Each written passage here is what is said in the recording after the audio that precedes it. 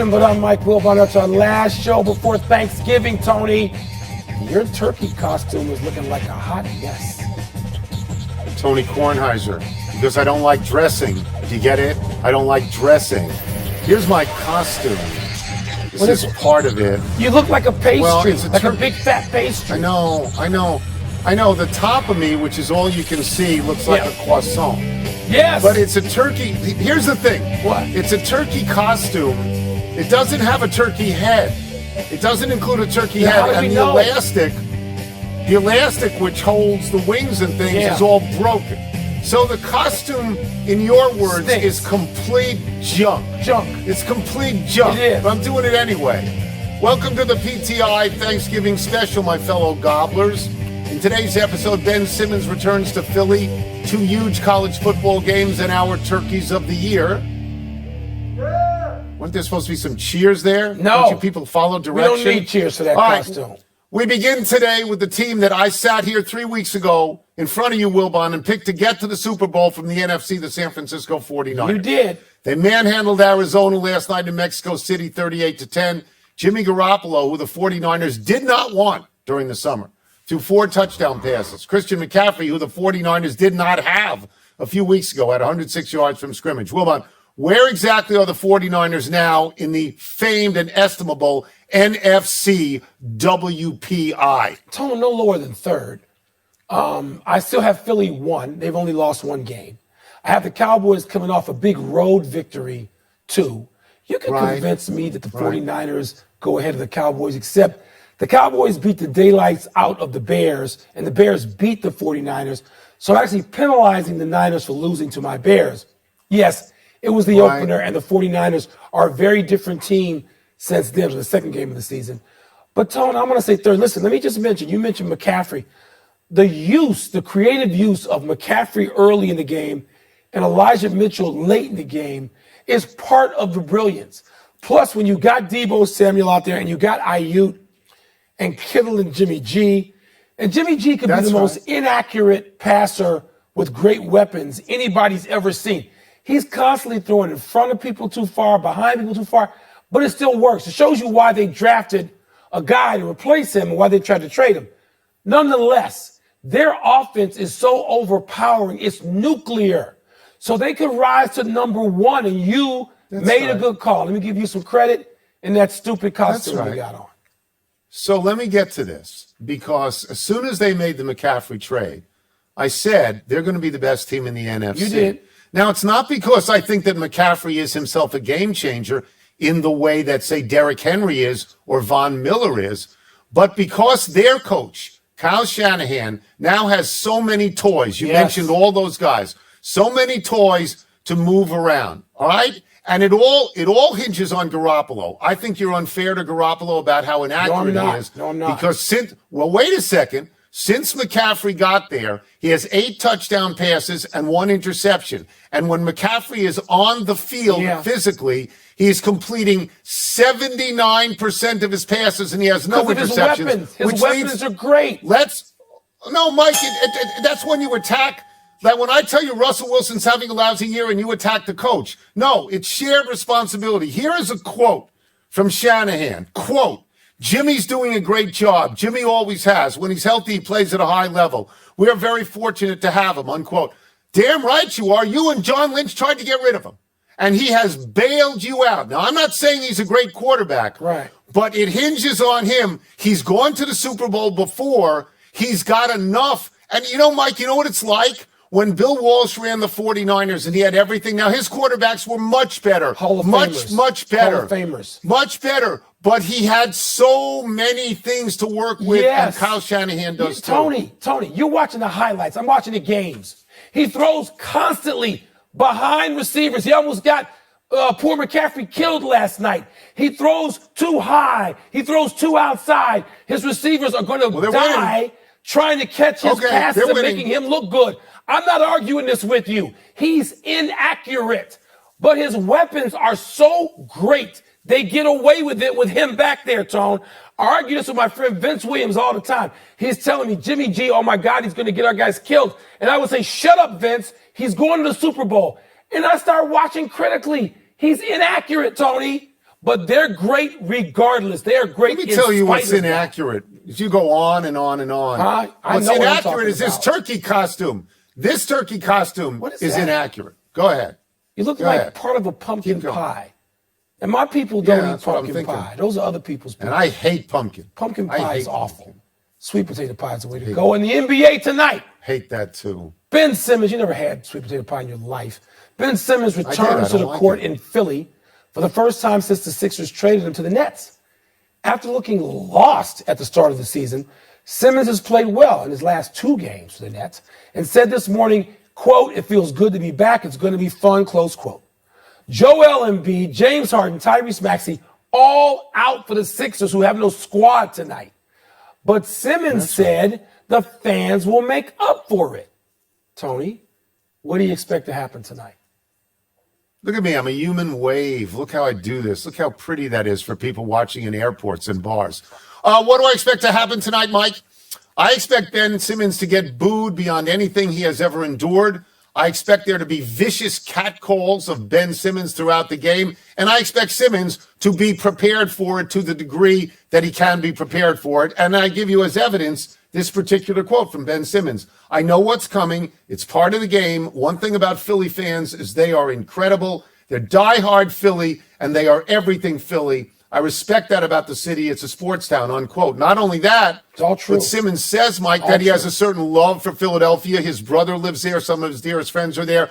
I don't know how much of that is strategic, Right. but I will say this. If he gets through this game and has a good game, it becomes a milestone for him. It'll never be this bad Benchmark. again. If he has Yep. a bad game, Yep. if bad game, that's a different deal. And I'm not one of those people like some of your friends who believe that Ben Simmons will never be an all-star again. I think he's got a fantastic variety to his game. The biggest problem is, will he shoot the ball when it is presented to him? Magic Johnson wasn't a great shooter. He taught himself to be a good shooter, but he shot when it was available. Simmons has to shoot when it's available. But Tony hasn't until the last 2 games. And I don't know. I mean, he's going to get booed like crazy tonight. He knows that. Yep. And he's right about all the things he said about Philly fans. I mean, I'm not from Philly. I don't care about Philly at all. I find it curious to go there and watch these games for 40 years, which I have, and the passion is undeniable and it is unsurpassed. Yep. I mean, Boston, New Yep. York, Chicago, Detroit, these are all places where it's close. But Philly, yes, he's right about all that. He has said all the right things. It is not going to mitigate the circumstance which is going to lead to him being booed. And Philly has no team tonight. I mean, they'll play as hard as they can. That's right. There are some players out there, Brooklyn Doc should will win. get them ready. But the Nets should win again. They seem to be recovering a win. little bit. Recovering a little bit. They do. Well, they should win because last week Philadelphia had an important game to them, and that was beating Milwaukee. Yes. And this will be an important game Yes, to Brooklyn, agreed. and they will win the game. Let us move to college football. The college football playoff rankings will come out again tonight, but nobody expects the top 4 to change. Looking down the road, though, there are 2 games on Saturday that might affect the playoffs enormously. One is Michigan at Ohio State. The winner is clearly in. The other game is Notre Dame at USC. Should USC win, its path to the playoffs becomes somewhat clearer, pending the outcome of Ohio State-Michigan. So, Wilbon, which result do you have more confidence in? Tony, I think Ohio State beating Michigan in the horseshoe after losing to Michigan last year. I mean, Ohio Agreed. State's Totally mission agreed. all year long has been, let's get back to them. Let's get back to them. You know, and so, you know, let's get back to the school up north. Ohio State's going to win that game. Michigan's better than I thought. I thought Michigan would have a loss or 2 by now. They should have lost to Illinois last week, but they didn't. And so I just think Ohio State is a better team. Ohio State's on a mission to get back to the playoff, and a win at home Saturday will get them there. USC has the That's best right. player on the field, and they're at home, and they're going to beat Notre Dame, but I'm less certain about that. I mean, it's been a while. USC's on a big stage, and it's uncertain, so I'm going with Ohio State to answer your question. I agree. I agree with that completely about Ohio State and Michigan, although I was told today there's a 60% chance of rain at the Doesn't game, matter. and the so-called experts Doesn't are matter. saying that will affect Michigan positively and Ohio State negatively. But let's go to the other game, which to me is much more intriguing, and I'll tell you why. Because a few weeks ago, I would have told you I don't care about this game at all. because Notre Dame had lost at home to Marshall, which is unthinkable. And Notre Dame had lost to Stanford, which is a 3-8 team. And then they beat Clemson, and that changed the arc of their season completely. Notre Dame has won 5 in a row. They have averaged 40 points a game in those 5. And while you are right, Caleb Williams, they should win that game. Caleb Williams could nail down the Heisman in this game. But you can score on USC, Mike. Yes, you USC can. has given up 35 in a win, 37 in a win, 45 in a win. It's just unbelievable totals of points against them. So to me, this is a game worth watching. And if USC wins, if they do, if they lose, they're out. But if they win and then they beat a ranked Pac-10 team in the championship, the conference championship. Likely to be in. Well, except for one thing. What? It is a clearer path for LSU. If LSU beats Georgia. They're not beating Georgia. They're not beating Georgia. Yes. They're not beating Georgia. I'm saying it's a clearer path. Okay, but they're going to have 3 losses. But it's a clearer path. They're not. Well, no, they're not in if they lose to Georgia. The clearer path is to beat Georgia. Let's take a break. But coming up, our turkeys of the year, and I hope their costumes are better. Juwan Howard is a nominee, but not for picking up this basketball while it was in play. No, my man is not. No, that's my guy. The mop crew didn't make the cut the guy smacked somebody Stick in the around face. and see who did. Huh? Stick around. I've got the scripts right here. Juwan Howard's in it from punching a guy in the face from another school. That was not a good. Pardon the Interruption is presented by Bull Frontier Whiskey. Please drink responsibly. Part of Happy Hour. Happy time, people. This costume stinks. I look like a donut. Happy 79th birthday, Billie Jean King. Billie Jean King has probably done more to advance the cause of women in sports than anyone ever. Everyone knows about her culture-changing match with Bobby Riggs, but people may have forgotten what a great tennis player King was. She won 12 majors, including 6 Wimbledons, 4 U.S. Opens, the crown jewels of the majors. She was the leader of a group of 9 women who broke away from the tennis establishment to start the Virginia Slim Circuit in 1970, the first pro tour for women. She was a co-founder of World Team Tennis in 1974. She is in the group of 5 women players who are the greatest of all time. I list them alphabetically because it is impossible to separate them. Evert, Graf, King, Navratilova, Serena Williams. Tony, I know you agree with me. Billie Jean King's an American hero. And Billie Jean King is so important to the fabric and culture of sports in America. And boys and girls who say, oh, yeah, well, that was a long time ago. Put down TikTok, turn it off, and Google or YouTube Billie Jean Moffitt King and learn something. It's worth it.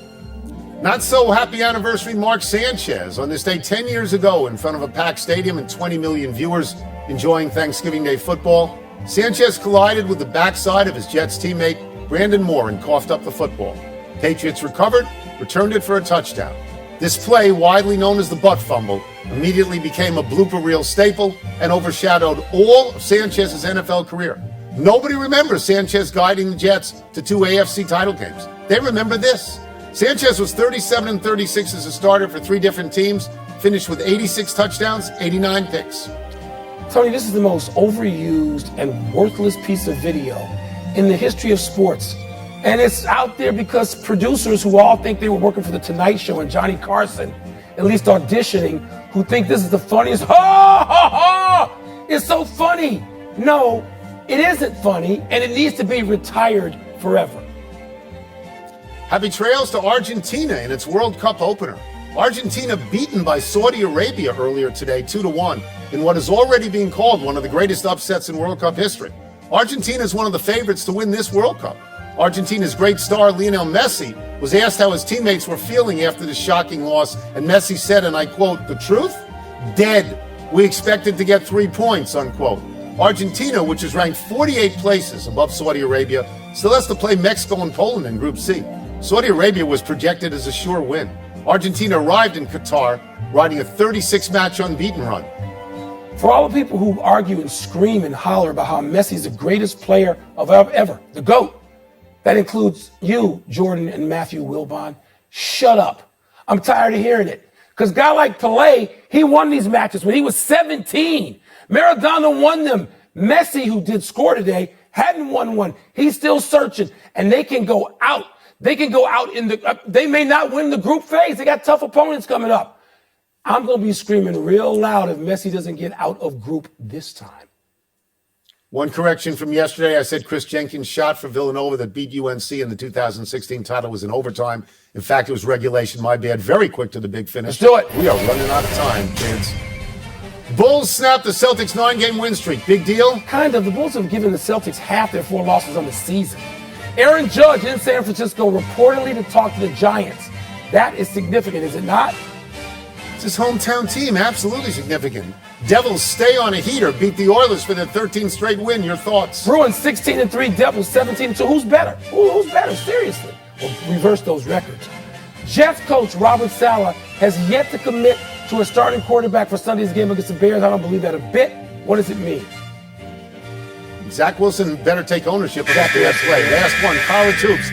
Number 10, Creighton. Number 9, Arkansas. Who you got? I'm liking Creighton, which already has a win over a ranked team. Beating Me too. Texas Tech, so I like Creighton.